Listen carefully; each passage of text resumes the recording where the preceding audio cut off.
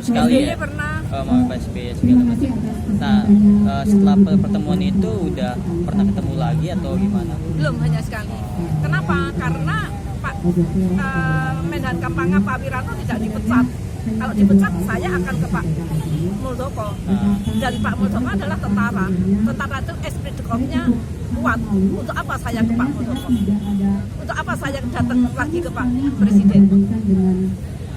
Tetapi namun demikian apa yang kami lakukan tidak hanya aksi kami saja, tetapi kami juga melakukan lobby ke lembaga-lembaga terkait. Pemerintahan baru Pak Jokowi ini kami pernah ke KSP, pernah ke Komnas HAM, dan ini sedang mempersiapkan untuk audiensi ke lembaga-lembaga lainnya. Nah kan juga Ibu katanya udah pernah mengirim surat sebanyak 200 berapa gitu. Nah, sampai sekarang udah berapa banyak? 339 kita kalau sampai hari ini jadi sama 218 258. 258. Kemarin saya hitung ada 500 berapa? 500 Tempo TV yang saya itu 338 namanya. 339 sama coba dihitung 339 sama 258. Wakil dari Wongci yang menjadi pelanggaran Semanggi 1, Semanggi 2 itu bukan pelanggaran HAM berat seperti itu Bu. Jawabannya Mas Sinton apa? Ya? Jawabannya Mas Sinton. Belum Mas ini Sinton lagi. itu kan temennya Ya. sepergerakan sama 98.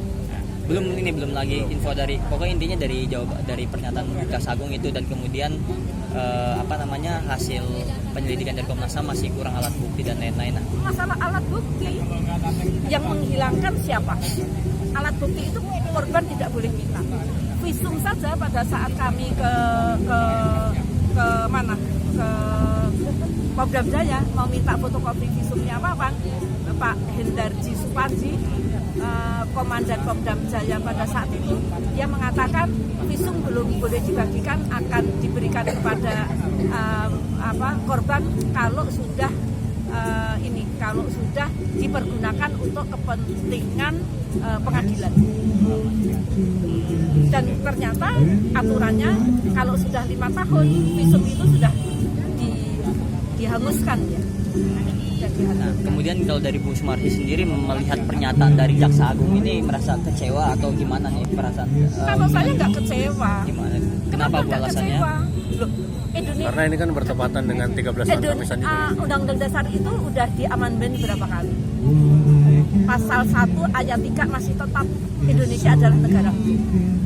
Pasal 28I ayat 4 masih bunyinya bahwa perlindungan, pemajuan, penegakan dan pemenuhan HAM di tangan negara, terutama pemerintah. Terus kemudian sumpahnya Pak Jokowi tanggal 20 Oktober. Di antaranya kata-katanya apa? Akan melaksanakan tunduk dengan konstitusi, tunduk dengan Undang-Undang Dasar 45. Jadi saya siapapun yang menjadi presiden, ya kalau memang Pak Jokowi tulus mau menyelesaikan, mestinya ya nggak usah ada pernyataan tidak punya beban masa lalu dan lain sebagainya. Ini kewajiban Pak Jokowi sebagai presiden untuk melaksanakan Undang-Undang Dasar 45, ya tegakkan hukum, selesaikan pelanggaran HAM berat. Nah, kalau dari pernyataan Jaksa Agung sendiri, kenapa sih kok nggak kecewa kan? Karena kan mengatakan bahwa itu bukan pelanggaran HAM berat, sedangkan selama ini kan selama 13 tahun Saja hukum Indonesia itu seperti ini. Negara Indonesia, tetapi semakin pernyataan Pak Jaksa Agung itu semakin melegalkan, semakin meyakinkan bahwa Indonesia adalah negara integritas. Dengan adanya itu ya sebenarnya menunjukkan ya negara integritas.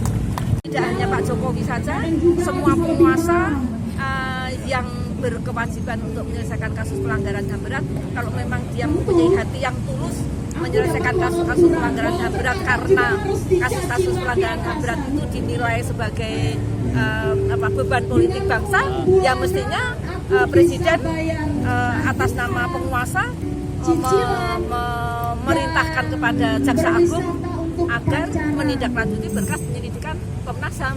Jangan seperti hari ini Pak Jaksa Agung mengatakan bahwa kasus Semanggi 1 tidak terjadi pelanggaran HAM berat. Loh, Jaksa Agung melakukan apa? DPR itu apa yang dilakukan? Periode 99-2004 membuat pansus. Tetapi setelah kasus Semanggi Trisakti diselidiki, Terus kemudian periode 2004-2009 berkas penyelidikan Semanggi 1, 2 Trisakti itu dikirim ke DPR dan oleh pimpinan Dewan menugasi Komisi 3 untuk mengkaji hasil penyelidikan Komnas HAM. Hasilnya apa? Dari 10 fraksi, hanya 4 fraksi yang setuju hasil kajian Komisi 3 ini dibawa ke sidang paripurna, 6 fraksi menolak. Ini bagi saya menunjukkan bahwa politisasi terhadap kasus penembakan mahasiswa dalam tragedi Semanggi 1, Semanggi 2 dan Trisakti ini memang terbukti terjadi pelanggaran HAM. Nah, kalau Bu tadi sedikit terkait dengan Jaksa Agung, Bu. Kan Jaksa Agung ya tadi yang Ibu bilang juga hari ini mengatakan bahwa peristiwa Semanggi 1, Semanggi 2 itu tidak terjadi pelanggaran HAM berat. Nah, kalau dari Ibu sendiri merasa kecewa atau gimana? Kejaksaan Agung itu ternyata membuat alasan, saya punya sebenarnya tapi nggak saya bawa ya, perkembangan kasus Semanggi 1, Semanggi 2 Trisakti. Jadi Kejaksaan Agung itu ada belasan alasan untuk menghindar menindaklanjuti berkas penyelidikan Komnas HAM. Bahkan Jaksa Agung Jampitsus Kejaksaan Agung itu pernah menyatakan bahwa berkas penyelidikan Komnas HAM untuk Semanggi 1, 2 Trisakti itu hilang. Kebetulan waktu itu bulan Maret, pengumumannya itu bulan Maret tahun 2008. Nah, tanggal 26 Maret kami diterima Presiden SBY. Kemudian saya sampaikan bahwa di media massa ada berita bahwa berkas penyelidikan Komnas HAM untuk Semanggi 1, Semanggi 2 Trisakti dinyatakan hilang. Kemudian Presiden SBY menugasi Menteri Sekretaris Kabinet untuk mengecek ke Kejaksaan Agung, untuk mengecek kebenarannya. Kemudian sehari kemudian Kapus Penkumnya mengadakan konferensi pers yang menyatakan bahwa berkas penyelidikan Komnas HAM untuk Semanggi 1, 2 Trisakti tidak hilang. Ini kan mengada-adakan.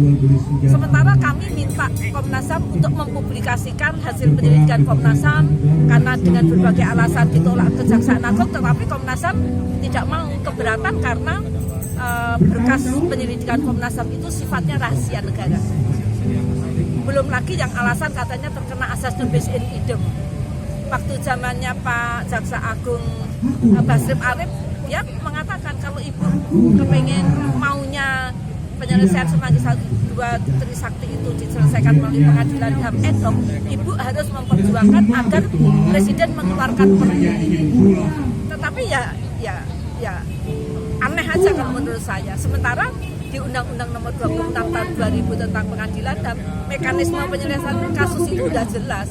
Komnas HAM melakukan penyelidikan, Kejaksaan Agung melakukan penyidikan, ya, menindaklanjuti berkas penyelidikan ke tingkat penyidikan. Kalau terbukti terjadi pelanggaran HAM berat, maka DPR membuat surat rekomendasi kepada Presiden agar Presiden menerbitkan Kepres pembentukan pengadilan HAM. Ini Jaksa Agung belum melakukan apa-apa, udah membuat pernyataan yang aneh-aneh. Pernyataan ini di 13 tahun Kamisan itu bagaimana perasaannya? Untuk 13 tahun aksi Kamisan ya ini mengingatkan. Pernyataan Jaksa Agung tadi kan bertepatan saya dengan 13. Saya belum baca itunya ya, belum baca isi pernyataannya. Tadi ada anak yang ngasih tahu, ya dia katanya baca di CNN ya katanya. Tirto juga ada katanya. Tadi saya nemu tapi ini ada yang ngirim tapi belum saya buka. Pokoknya